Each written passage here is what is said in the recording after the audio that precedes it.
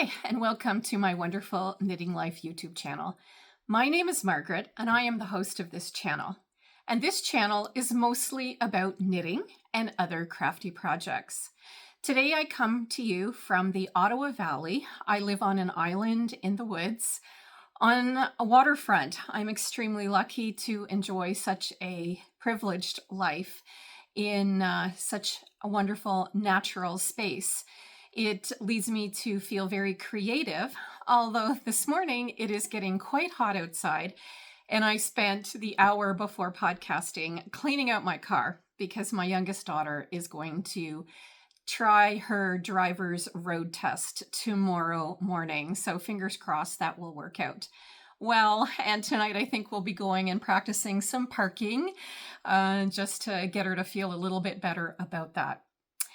Welcome to all of my new subscribers, and welcome back to those of you who have stuck with me over the last couple of years. Just to reintroduce myself, I am a knitter since I was 5 years old, and I was a teacher for 34 years, and I retired from teaching in June of last year. So I have almost been retired for a year. It's hard to believe, but it has been a really busy year getting caught up living here at what used to be our family cottage, but now is my home. I am a single parent to 2 adult children, and that, I think, is about it for my personal update, although I do have a lot to say about things that have been going on at the end of the video. So if you're interested in that part, please join me at the end and I will share a few more things that are going on. All right, if you enjoy this content today, don't forget to like and subscribe, as it does really help the channel grow. And I also have a Ko-Fi account, and that is kind of like a tip jar. For those of you who don't podcast, you probably won't know that those of us who do, we do invest a lot of time and money too, with all of the equipment involved into this adventure. So that does help a little bit. And if that's not your thing and you would like to help in some way, I will also put the link to my favorite dog rescue. I have a dog from Rescue Dogs Lebanon, Canada, and a friend of mine also adopted a dog from there fairly recently. So that is another way that you can support this endeavor. The last thing I'm going to mention is that all the information about where you can find me will be in my show notes, as well as all of the project details. I do have an Amazon store, and to be transparent, if you purchase something from there, I do get a commission, a few cents. I've had the Amazon store open for about 3 months, and I think to date I have been commissioned $1.10. So it's not a lot. But I kind of feel proud that I have an Amazon store. Like, I don't know what it is about that, but it feels more official. Like, I don't know, like my podcast is growing and it's giving me a lot of joy. So that was one of the things I thought, well, I'll put it out there. I do like to use trinkets. I will only put things in there that I use. It won't be just to fill it up. It's all things that I find most useful. And I do like to post things that are from the more inexpensive vendor. My mother taught me well to look for a good sale. All right, let's get started with the knitting. We're about 4 minutes in, and that was a long intro. So it's going up to 26 degrees today. So forgive the t-shirt. I'm not one to wear knits in the summer. I just find it too hot. So I'm either in a cotton t-shirt or a cotton dress just to stay cool. But I do have a finished object that I'm going to share with you. And this finished object relates to a knitting injury that I've been dealing with lately, which is why I haven't podcasted for some time. So this little gem, I needed a change from the knitting because of elbow problems right in here. So I picked up my crochet hooks, and a friend of mine, Sylvia, had made this wonderful quick little shawl. It is crochet, and it is called the Moonlit Shawl by Sandra Paul, and she is also known as Cherry Heart on YouTube. She has a wonderful channel where she shares all of her projects. And this was a very lovely quick crochet project. And this variegated yarn is Hello Stella Basic Sock in the Amethyst colorway. And the trim is the white or just off-white trim is Cascade Heritage Sock. And this is crocheted from tip to tip. So you start casting on here and then you increase, and then there's a section in the middle where you're doing no increases. And then you finish off by decreasing on the other end. Now, I knew that I wanted this to be long. I wanted it to hang down, have ends that hang down after tying it. So I weighed my yarn and I extended the center part by, I think, about 20 rows. So I really made it quite a bit longer.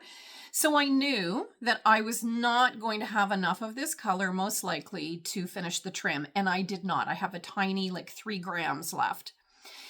And this usually takes 1 skein, although there are a number of people who have found that they needed more.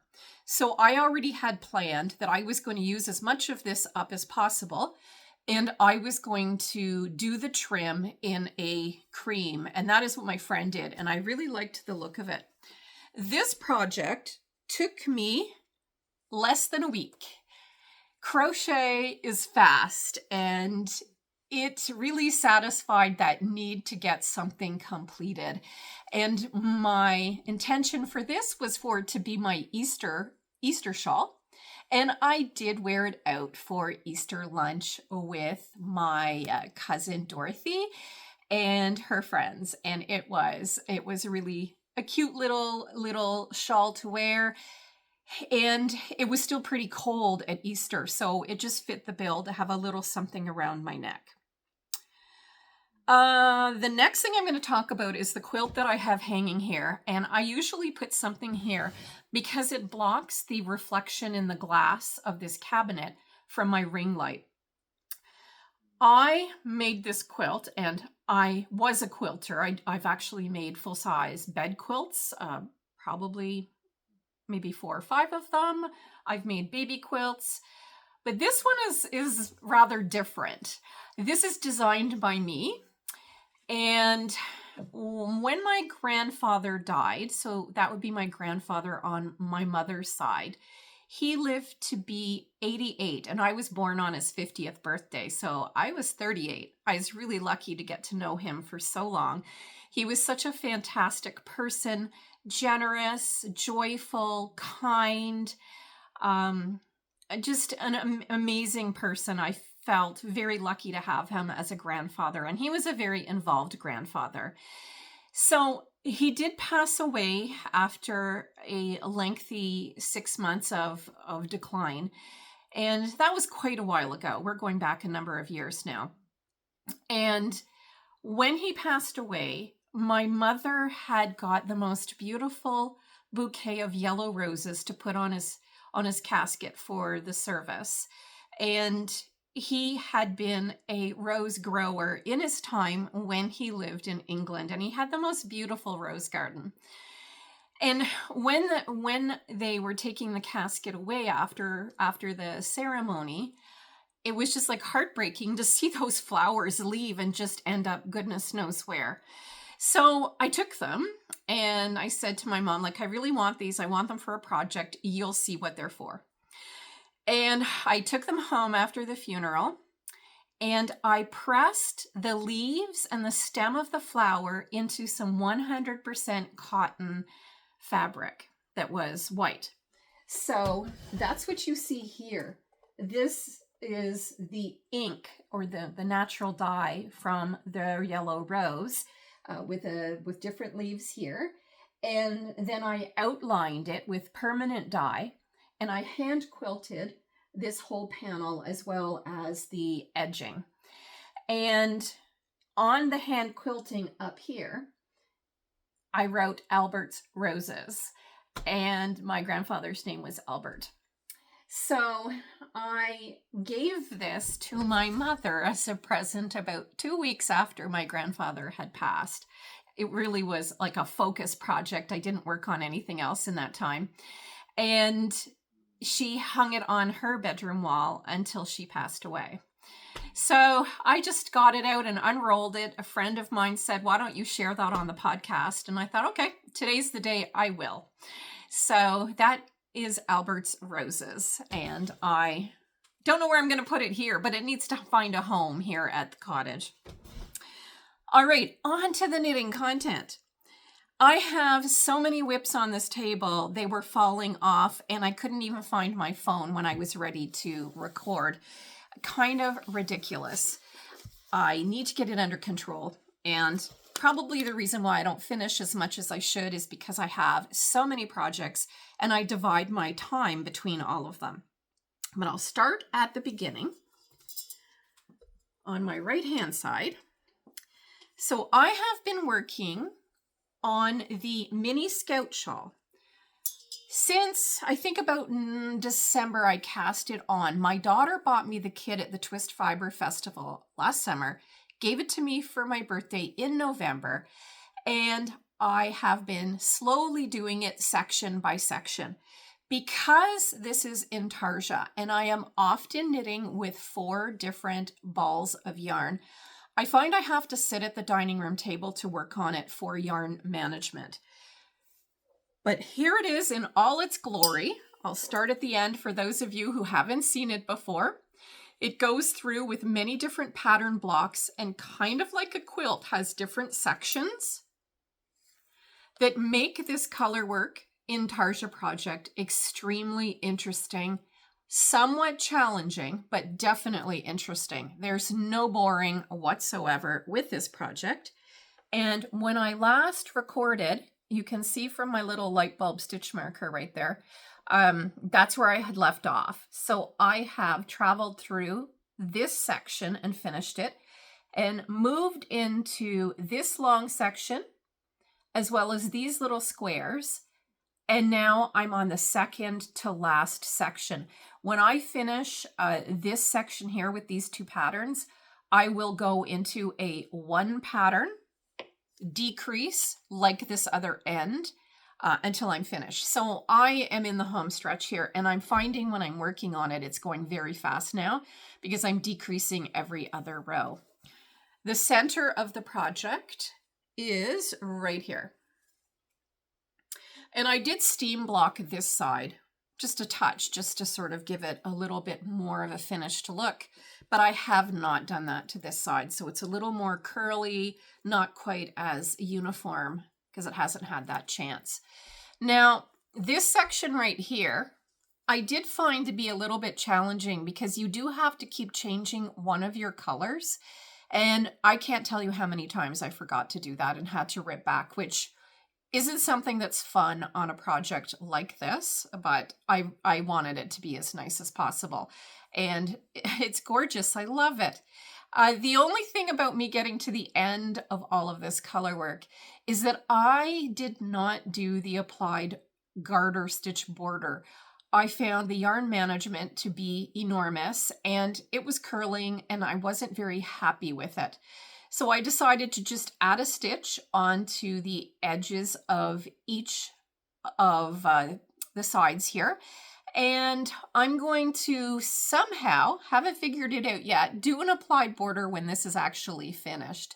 So that'll be another adventure, and I'll have to do some research first to see, what will work. I might not do the garter stitch border. Maybe I'll do an I-cord border. I'll just kind of see how I feel when I get to the end of it, but very, very enjoyable knit. There is a larger shawl if you're interested in that. And then there's another little one. I can't remember what it's called. Something like the country shawl or something. And it has completely different patterns on it and just gorgeous. But I don't think it's a project that you will finish like in 2 weeks. It's not one you can relax and just knit away at. You really have to focus. The other thing that's a little tricky with this color work is it's not in the round. So you have to read the pattern going from one side to the other and then going back. You can't just go one direction on your chart all the time. So that's another thing to watch out for, as well as knowing if you don't mind doing purl in color work, because every other row is in purl. So that's not for everyone. And it's worth it to me because I love the project, but purling in color work is not my favorite thing to do. I'd rather knit in the round, but we won't tell anybody. All right, so I believe I showed this project the last time I was podcasting. This is the Crozon Sweater, and it is knit in mYak. It is a weight 4, and I think it's called, what is it called? It is called Baby Yak Medium, and it is 100% yak. This is not something from my stash. I have a friend, Tracy, and she has, in the last few months, been seriously destashing her yarn. Her tastes have changed, which we can all understand. And she has been bringing me so much yarn and so much beautiful yarn. This is one of them. I absolutely love this fiber. However, after I finished the yoke and I divided for the sleeves, I developed the craziest pain right here in both of my arms. It was so bad that when I was walking the dogs and I wanted to lift my arm to wave to neighbors driving by, I couldn't. It just hurt so much. So I went and I got like some elbow support tensor bandages, which helped a little bit in the healing process. But I put this aside for a couple of weeks, and then I went back to it and I tried to knit on it like 3 rows a day. And even that hurt. And originally I had thought maybe it was all my piano playing, but that was not the problem. The problem was this. I thought, okay, it's got to be the fiber. Maybe there's no stretch like there is in wool. And maybe that's like pulling on my muscle. So I investigated it. I'm a real problem solver. If I have a problem, I can't just leave it. I have to find the solution. And it can be really irritating to the people around me, I'm sure. But I went to a yarn store and I asked her, has anybody ever had this problem before? And she said, no, I've not heard of that. But then I got a little bit of swatch shaming in the process, which I was not very happy about. I don't make swatches. I measure my gauge when I start getting into the yoke. Yes, this is probably bad. She told me that I should have soaked this. It's going to stretch. There's going to be a disaster happening. So I ran home and I put it in some Eucalyptus and took it out, and nothing changed in the gauge. And I'm right on gauge, so there's no problem there. But what did change is that this fiber became even softer. Like originally I was like, this is kind of like knitting cotton. Not sure if I'm sold on the yak. But after soaking it, I just can't tell you how soft this has become. I would put a baby in this. Like, it is so incredibly soft. Anyway, the problem. So I kept ruminating. It kept going through my head. What am I doing when I'm knitting? Like, what is pulling? Well, I figured it out. I had this on a cord. I really like 𝐒𝐿𝐤𝐬 needles. So this is on one of my 𝐒𝐿𝐤𝐬 needles, interchangeable sets. And I had a fairly short cord that this was on, because then the stitches don't have to be pushed so far when I'm knitting, and I just knit faster. And it dawned on me that every time I was knitting, that cord had no give, and it was what was causing the tension that ran down into my arm right here. I switched the cord to a really long one and started doing like major magic loop. And within a few days, my arms had completely recovered. So just a warning to those of you out there who have a repetitive injury. It could be like the mechanics that are going on with your equipment. Anyway, my problem is solved. But I did have to stop this for quite a while because I thought it was the fiber that was the problem. So I'm loving this. Not sure how much more I'm going to knit at the bottom. I'm very tall, so I usually knit at least 15 inches before ribbing, if not 16 inches. I like my sweaters to cover my behind. I don't like them shorter than that, and they don't really look very good if they're short on me. It's not a good style for me. So I think what I'm going to do is put this on a cord, and I'm going to do the sleeves, and then I will see how much those sleeves are pulling up the body, give me a better idea to how much more I want to knit down before doing the ribbing, or maybe a folded hem. I'm not sure. Another thing about this and my next sweater is that I always thought that a weight 4 was too non-drapey for a sweater. Years ago when I was a teenager, it was pretty much all we made in acrylic. And the acrylic back then was not the same quality that it is now. So I've been reintroduced to this weight 4, and I mean, can you see the drape? Like, that is not what we used to have in the good old days. Or maybe they weren't so good for knitters, I don't know. The yarn was cheap, we used it, and we really didn't complain because it was all we had back then. So that's the Crozon sweater. My next cast on, I have an excuse for casting on another sweater. I really wanted something that was going to be like relaxing, that I could just like knit on in the evenings after doing more complicated things in the day with daylight. And because my Crozon had this injury thing going on, I needed another sweater. And I had all this beautiful yarn from my friend to use. So why not? So I picked this beautiful, beautiful yarn, and I picked a cable pattern for a change. I love color work. Color work has got to be the _1 thing I do all the time. I just love it. In socks, in cowls, in sweaters, in hats, everything color work. But I did used to make cable sweaters, and I really enjoyed it. This is a beautiful cable that kind of has like this beautiful ridge, kind of like the edge of a flower or something, in the end of it. So this is also a weight 4 sweater, but again, I mean, there's lots of drape going on in here, so that is wonderful. It is also the most incredibly soft stuff. Like, I've just had a reintroduction to weight 4 yarn, or what we might call worsted, and I'm loving it. So I'm knitting this out of the Fibre Co 𝐒𝐿𝐵𝐿𝐵𝐿𝐿𝐿𝐿𝐿𝐿, and this 𝐿𝐿𝐿𝐿𝐿, I think is what its name is. I will put that down in the show notes. This yarn is still sold. I looked it up to make sure that it's still on the market, and it is, because it wasn't one I knew. And it is a 90% wool and 10% mohair. So the mohair is built in. So you're not having to hold 2 strands of yarn at the same time, which is not for everyone.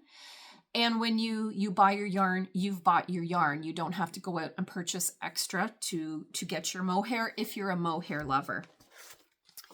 This is the sweater that I'm making. It is called Daisie, and it is from the book Only Yoking, and my oldest daughter bought this for me. I was borrowing it constantly from the library. Oh, I think we've lost our coloring. I don't know what happened there. I hope it's not gone too dark. Let's see if we can yeah, there we go. We'll brighten it up a little again. So I really wanted to knit that sweater. I have another one in there that I'm going to make next out of a DK weight yarn, and that will also be yarn from my friend, but I haven't started that, so I won't be showing it today. The cables on this one were not hard. What was hard was that it took getting about halfway through the cables before I started to see the pattern. When I was knitting through it, I kept thinking, like, I'm not seeing it. Maybe I've got a mistake, but no, it was all good. And I've knitted some of the body. I've tried it on with using some of this barber cord stuff. I'm not sure about the width of it. I don't like tight sweaters, especially on my body. The yoke I like to hug. The arms are fine, but not the body. So I might soak this, and I might just check out how much give it has before I go any further. Because if I'm not liking it, I'm going to rip back and I'm going to do some some increases under the arms to get more of an A-line and more space in the body. So that is the Daisie Sweater. And I think I have covered everything on that one. Yeah. Great book, by the way. It's got cables and colorwork sweaters in it, and lots of options. It's got worsted, DK, and fingering sweaters in this book. So lots of wonderful things to knit. All right, I'm going to have a big cleanup job when I've finished. All right, I've got some socks on the go. One that you have seen and one that you have not seen. This is my Winter Wonderland sock, and this is just an update on this project. This is a colorwork sock, and I have knit this in West Yorkshire Spinner's Silent Night colorway and Cascade Heritage sock. I don't know if this is white or if it's like cream. It's pretty white or off-white. But I did decide to do the white heels and toes. I did not want it all navy, and I just think it's like the most super cute. Am I showing the nicest side here? I'm not sure where the end was. It's a great pattern. It gives you the option of 4 little colorwork motifs.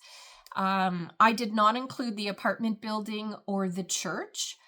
Like I said, I live on an island in the woods in kind of like a cabin. So I chose our little cottage cabin and trees to put on my sock because I just felt that connected with me. Now, colorwork in a sock can be a problem because you can end up having it too tight to go over your foot. So there's a few things you could do about that. One of them is where you have your colorwork section, you can go up a needle size or 2, depending on how tight a knitter you are. I didn't do that. What I did, and I'm going to show you how I use these little clippy things. These are absolutely fantastic. I love these. I use them to pin garments when I'm assembling them. I use them for sewing, and I use them for colorwork socks. And they're in my Amazon store if you're interested. They're also really pretty and cute. So what I did, and I'm going to show you this because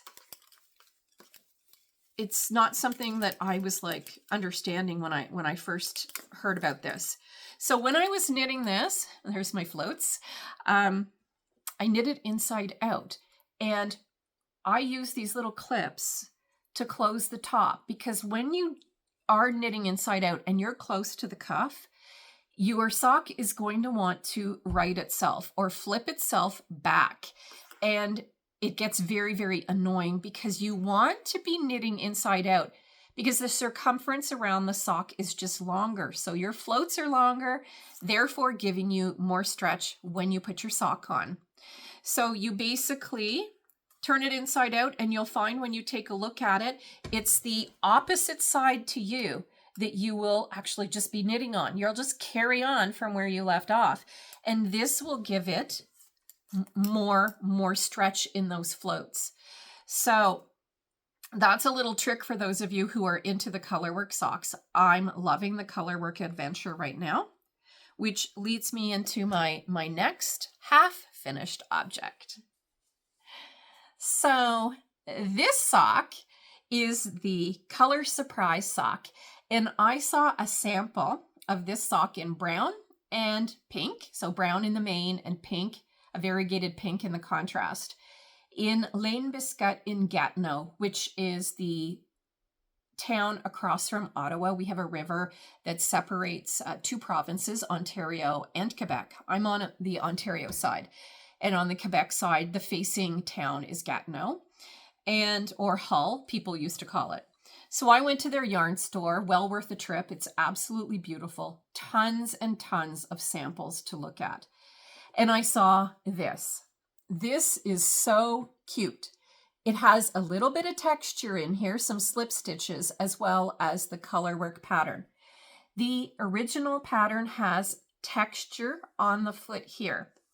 Now I'm going to get up close and personal as to why I didn't put that in there.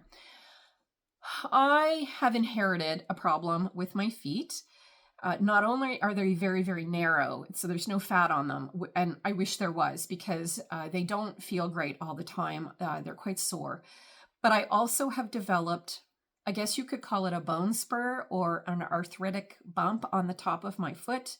Only on one. The other one has yet to come, and it will. My mother had the same problem on both her feet. And when I wear shoes, the pressure from the top of my shoe is excruciating. So I often have to wear my laces pretty loose. And I decided, like, the type of texture that was on here, like garter stitches, I don't know. I was having a hard time while I was knitting this with my foot, and I just thought, I can't do that. It's going to hurt. So I didn't. I left that out, just did a regular foot. This sock is meant to be knit entirely in a 2.5 millimeter needle.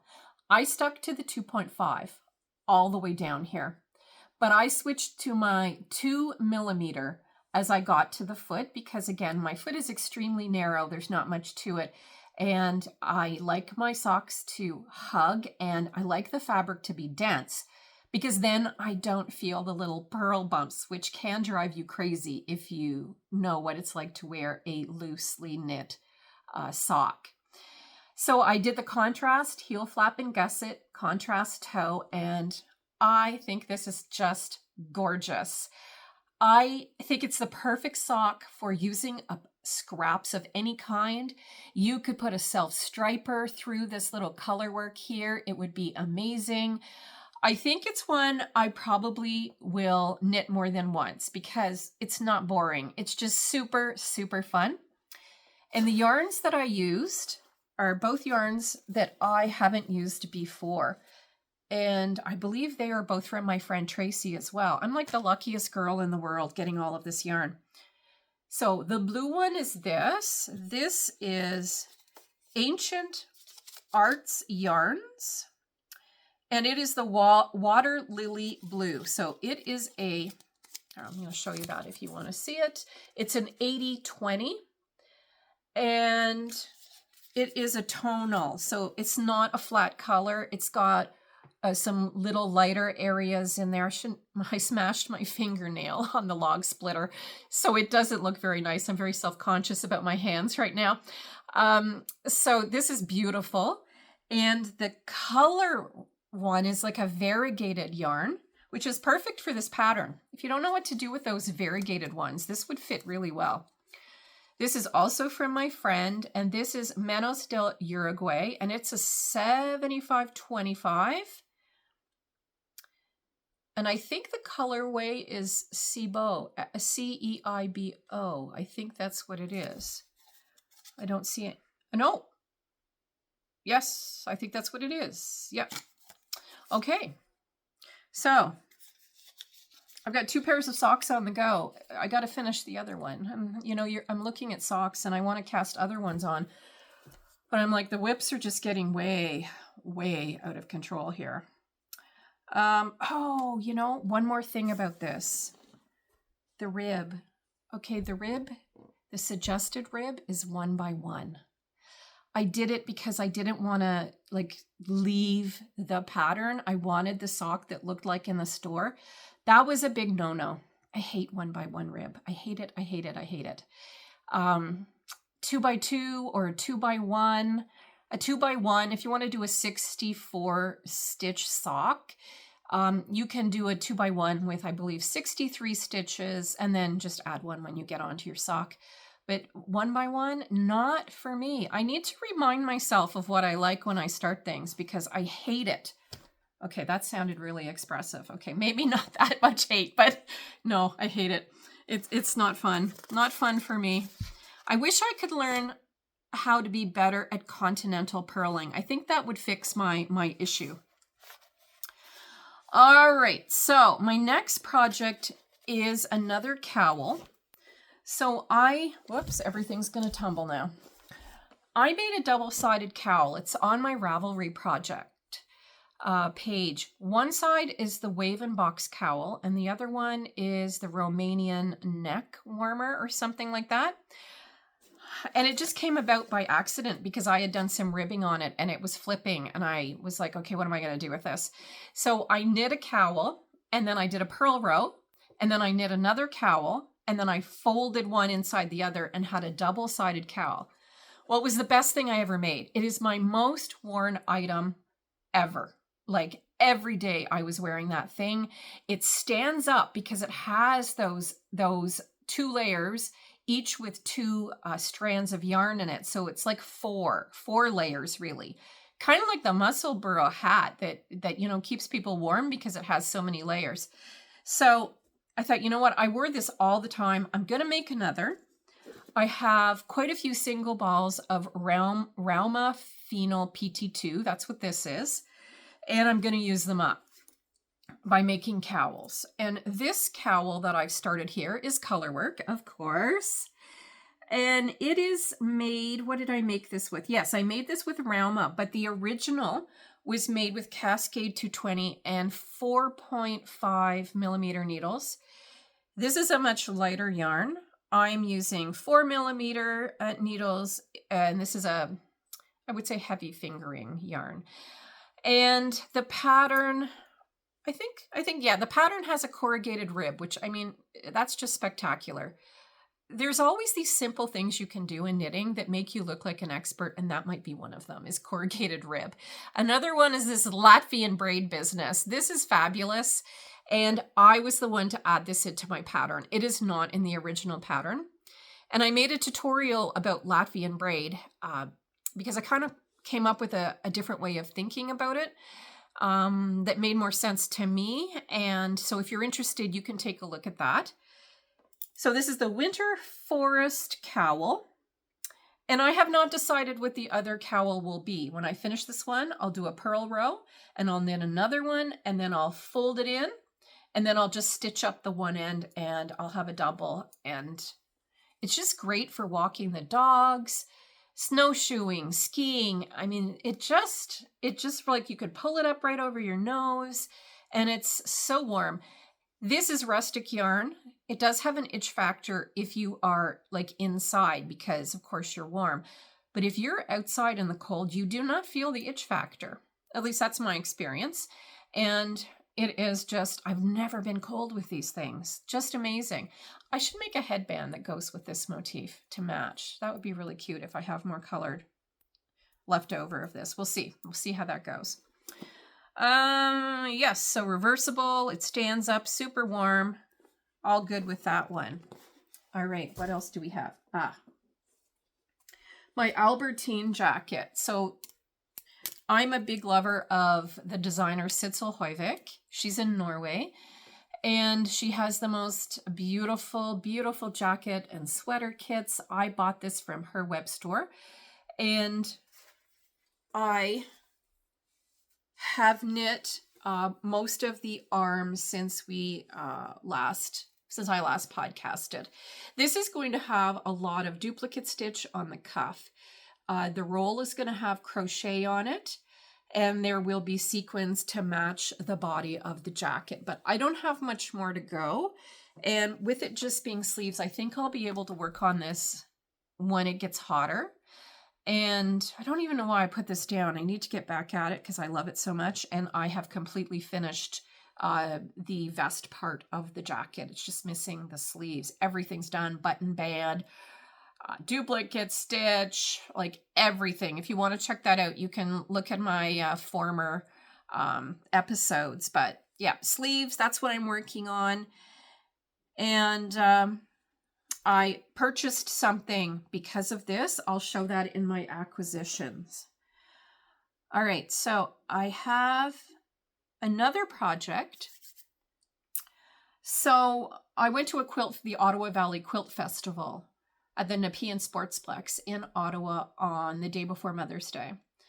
And it was absolutely beautiful. I've got lots of picture footage I'm going to put in at the end of the video so you can enjoy that. But it's right near a store called Wool Time. And this is the largest wool store that I've ever been in. It is insane. It's like a warehouse. And it's in an industrial park, so they can have the space for all of the yarn there. And I couldn't not go and visit. So that's a problem. I'm not very good at visiting and not buying. But I won't buy just to buy.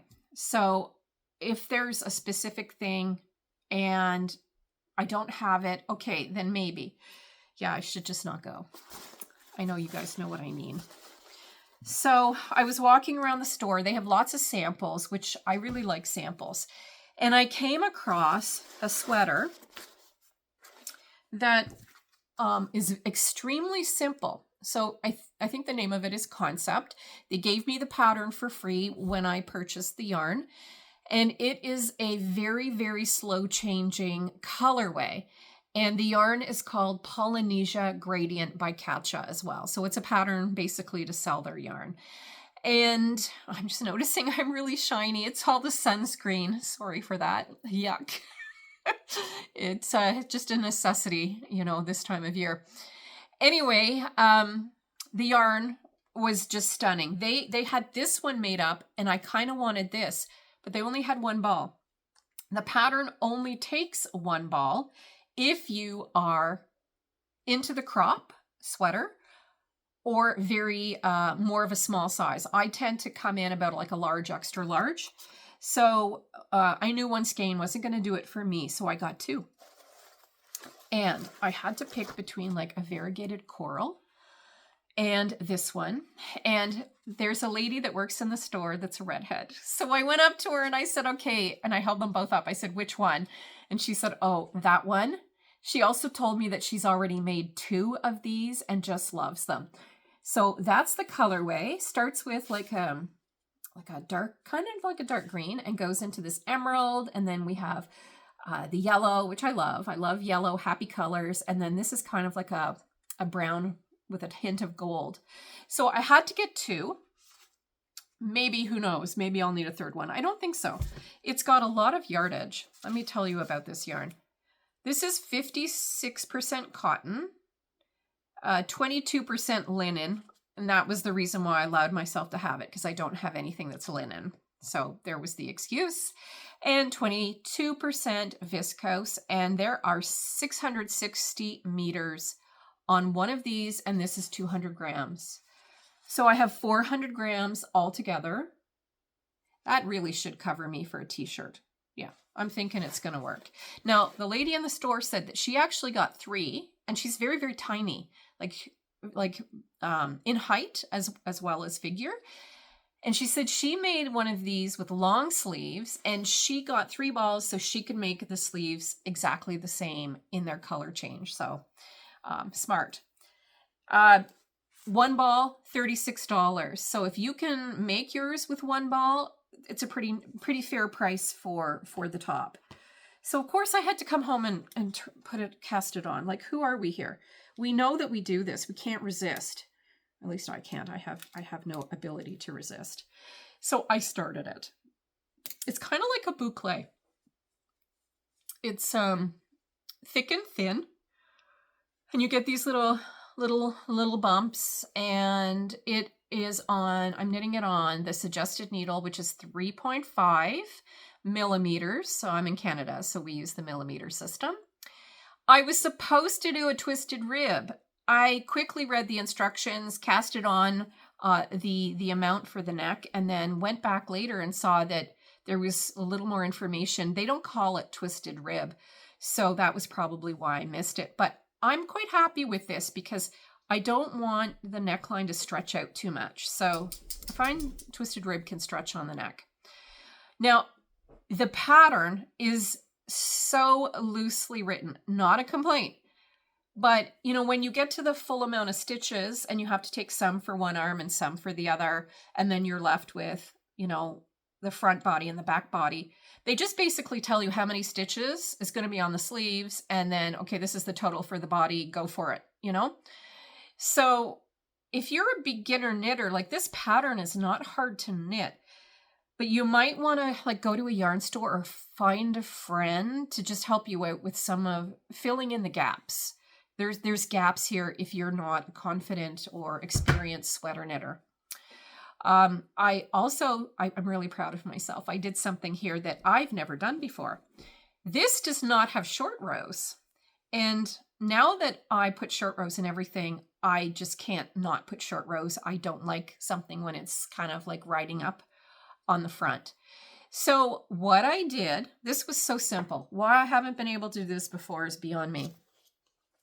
I took this book. I went to the section that had DK weight yarn, took the amount of stitches that they had. So I looked at how many I had. I found a pattern and a size that had almost the identical amount of stitches. And I used the formula and the steps in here to do the short rows. It was so easy. Like, why we think things are scary is probably because we've never tried them. So I put short rows in the back, and it probably added a total of about 1 inch there. So that's going to make a big difference in the wearability for me. I'm going to love that. Look at this wonderful green here, guys. Oh, I just love that. It's amazing. So this is a plain knit, which is usually not my thing, but with the colors changing, I am having so much fun with this. The other thing about this pattern, to be fair, is it's kind of a one size doesn't fit all situation. There's only one size, and it is for a 41-inch finished bust. So that will be just fine for me on the yoke. They go down on the yoke and they say 7.5 inches, then go to the sleeves. I'm going to go at least 9 because I know how long I need something from here. Now the neckline is a little bit lower, so sometimes 9.5 is what I do. So maybe I'll do 9. I'll definitely be trying it on.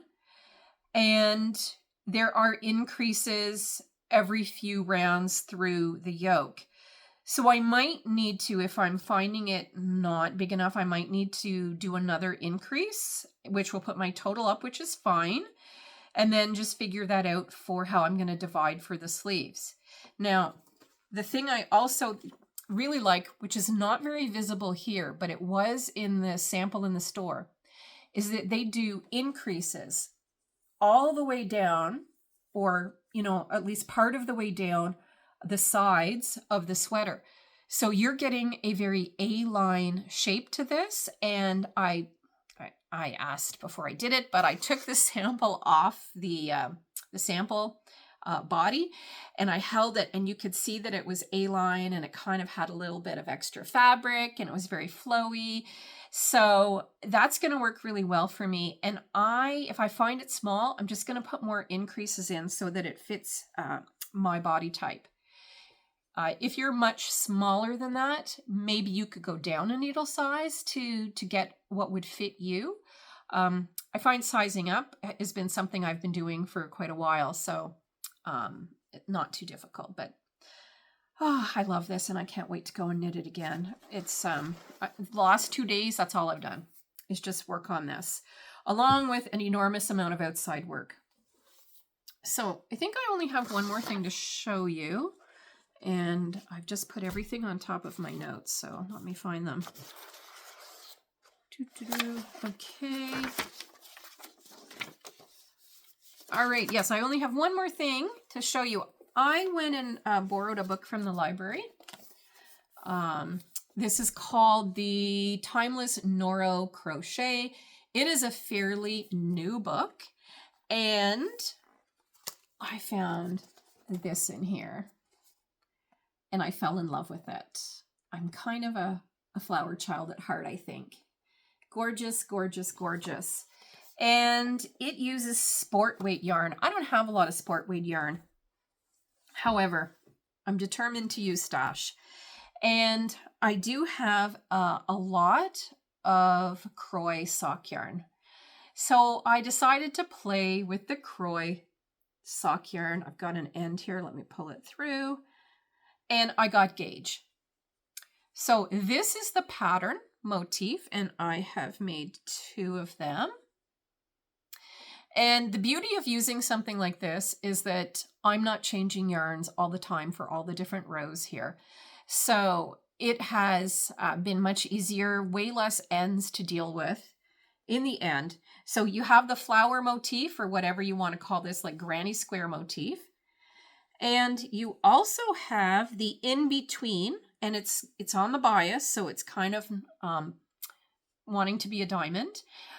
This is corner to corner, and this is also coming out perfectly to gauge. And what you will have is these guys being side by side. Now, I think this is going to turn out to be fairly large on a large oversized kind of thing, which is fine. However, I can't remember if there's multiple sizes in this. Let me just take a peek and see if I can quickly find that for you. Is there multiple sizes? Nope. There's one size fits all, small to large. Now, I would tell you that probably this is pretty large. This is going to fit large.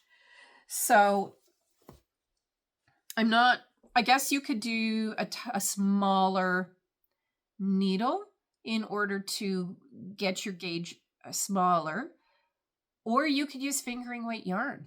How about that? That would work, and that would give you a smaller size. You'd want to do one of these and see how it measures, and then of course 3 across is your half circumference. So very, very pretty. We'll see. I don't know. I don't want it to look tacky. That's the problem with crochet. It can look, you know, like your grandmother's blanket on the back of the chair. I love those things. However, I'm not sure if I want to wear them. So we'll see. We'll see how that goes. It's kind of an experiment for now. And I'll keep you updated as to where that heads. I have more than enough yarn for this. And I was also thinking that I might do a knitted cuff, or, oh my goodness, Mimi's here, the visiting cat. Whoops. Sorry, Mimi.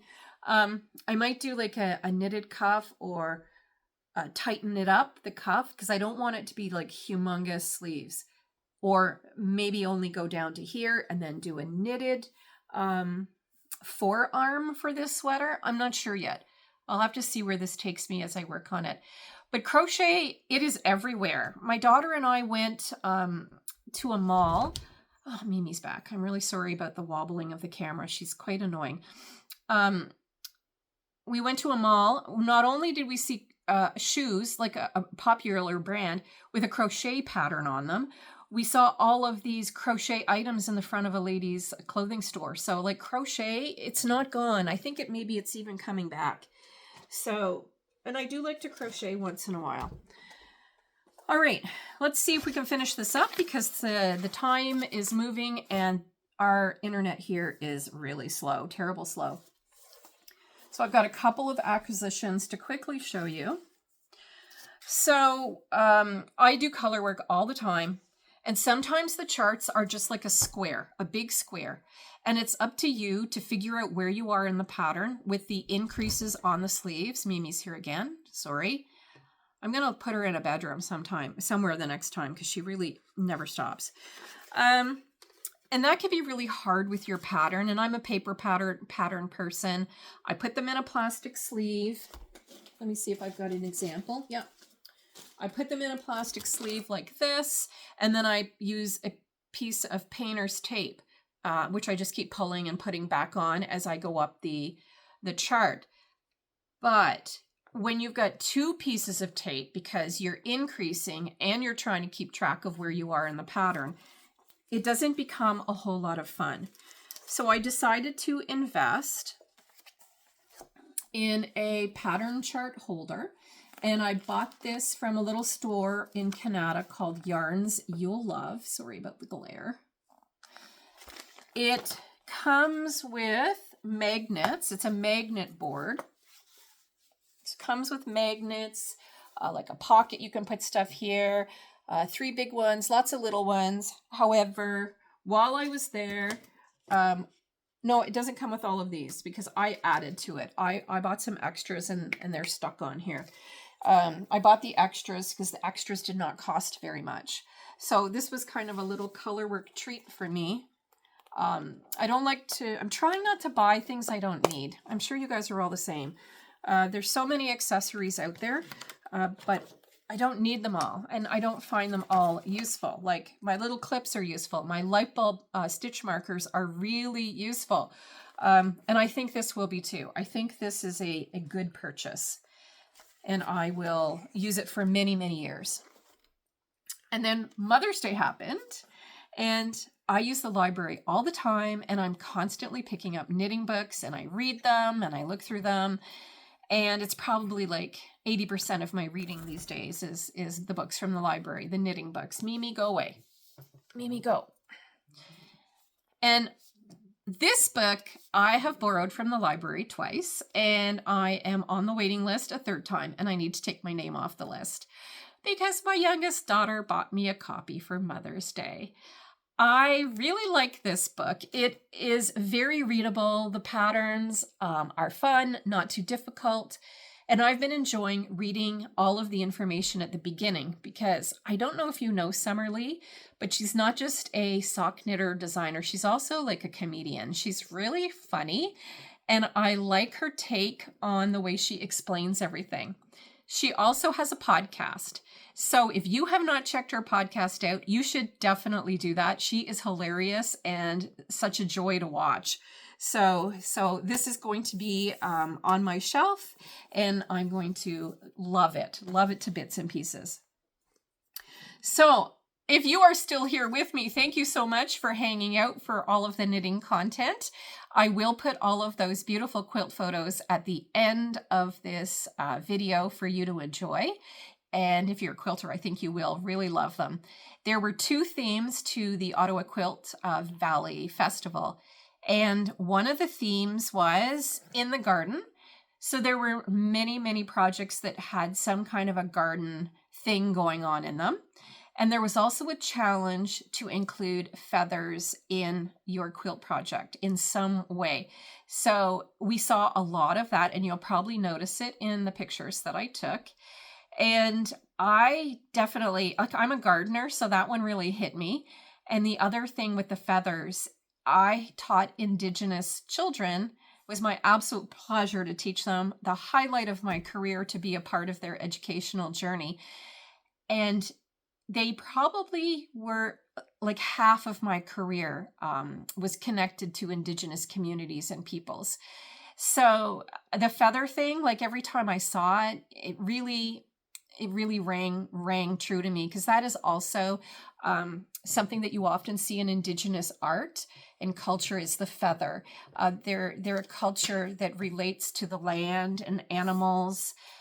So it has a lot of meaning to them. I can't tell you all of it because it's not my culture, but definitely I've seen it woven into theirs. So I really loved that flavor that was in the Quilt Festival. So I hope you enjoy the pictures. Just to finish off, I am probably not going to be podcasting once every 3 weeks because the gardening situation here has become huge. We have been building garden boxes, and not small ones, 8 feet by 4 feet garden boxes, and planting.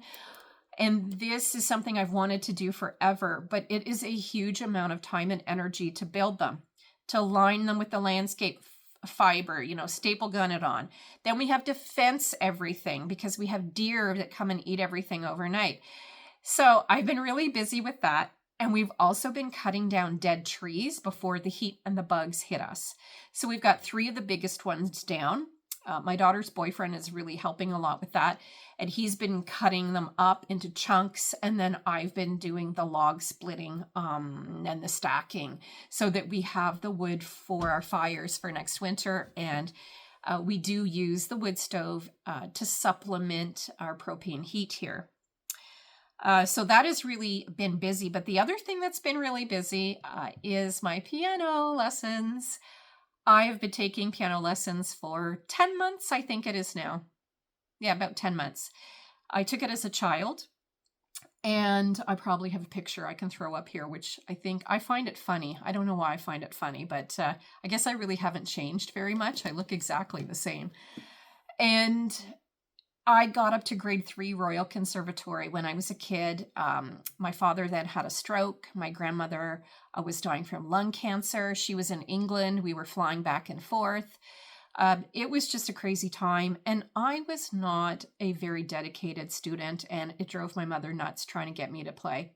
So that was that. It fizzled out. And then I got busy with high school and everything, and I was more into sports and all that jazz. but I took it, I started, always wanted to go back and learn. So I did.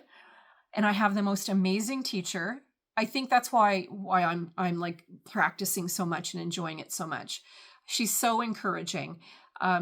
She always has something positive to say and a little trick to help me improve. And her tricks like just take everything to the next level.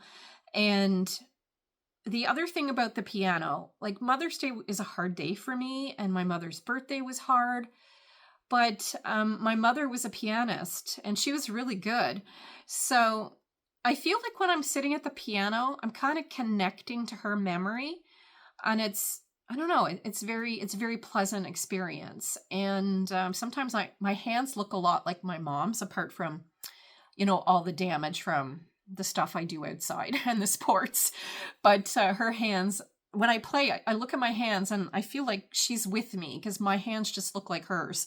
So it's kind of an interesting experience. But I have gone from grade 3, from when I was grade 12 in the last 10 months, to currently almost finishing grade 5.